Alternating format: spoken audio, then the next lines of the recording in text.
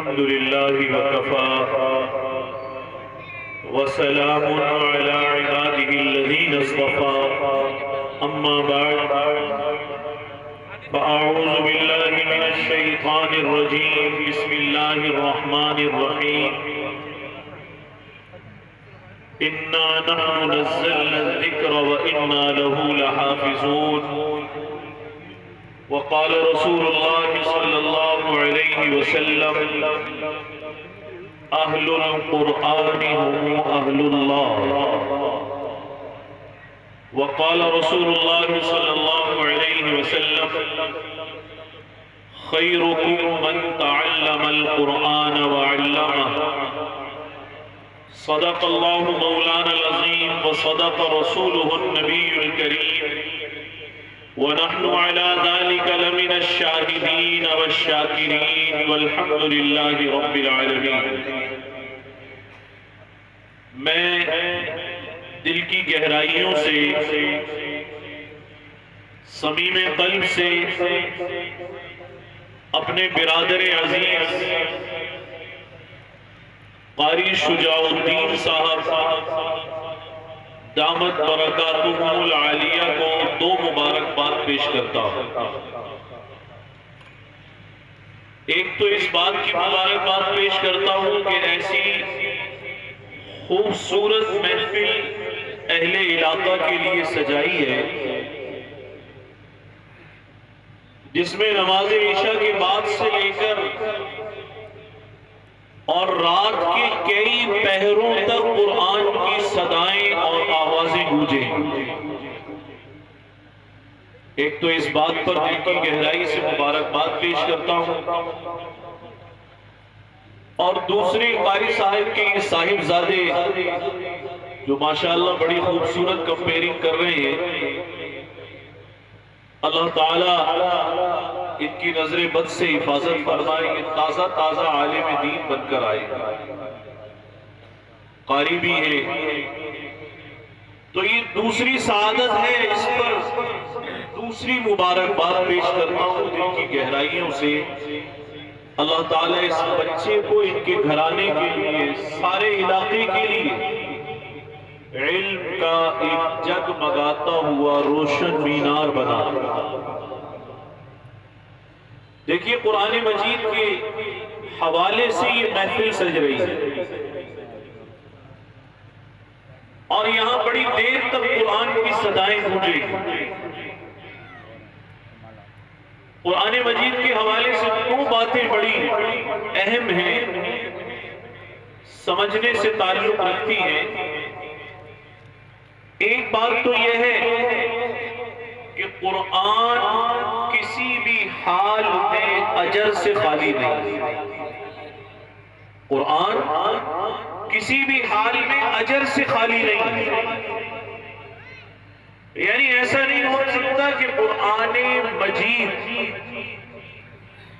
سے کوئی سا بھی تعلق رکھا جائے اور اس پر اجر نہ ملے، اس پر اجر نہ ملے، ایسا نہیں ہو سکتا۔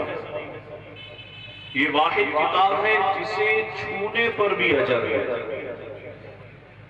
اگر کوئی محبت سے مس کرے قرآن کو تو اس پر بھی اجر ہے، اگر اس کی صرف زیارت کرے تو واللہ العظیم اس پر بھی اجر ہے، اس کی تلاوت کرے تو ہر حرف پر کم از کم، یہ زیادہ سے زیادہ نہیں ہے، کم از کم 10 نیکیاں ہیں۔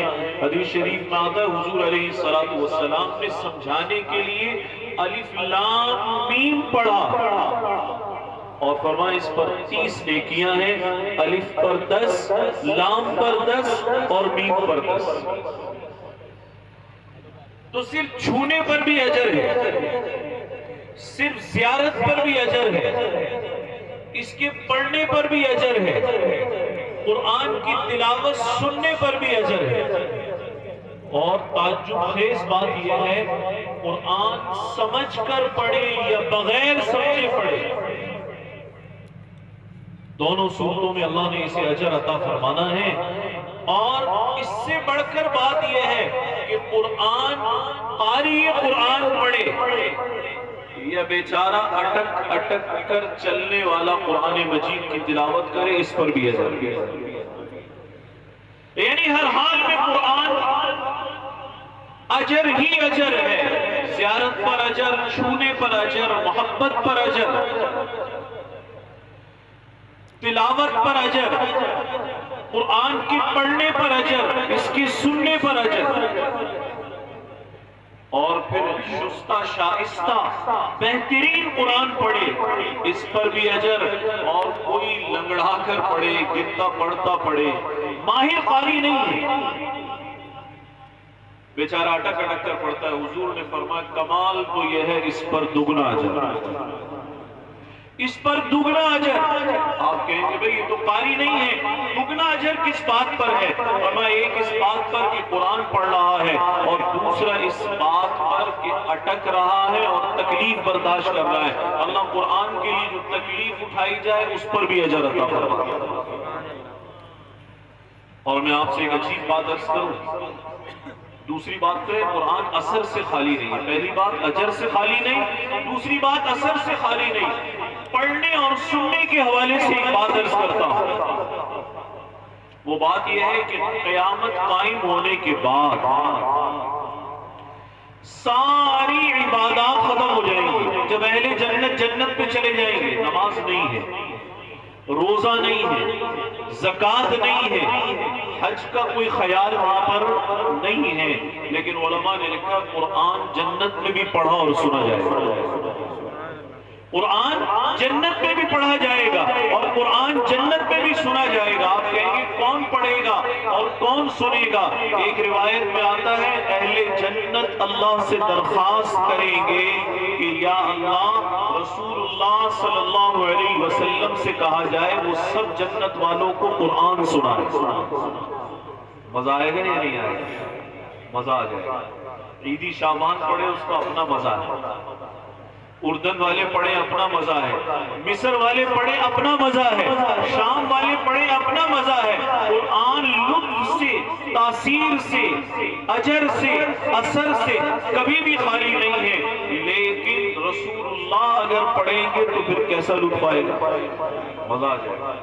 اللہ وہ تلاوت سننا نصیب فرمائے، اللہ وہ تلاوت سننا نصیب فرمائے۔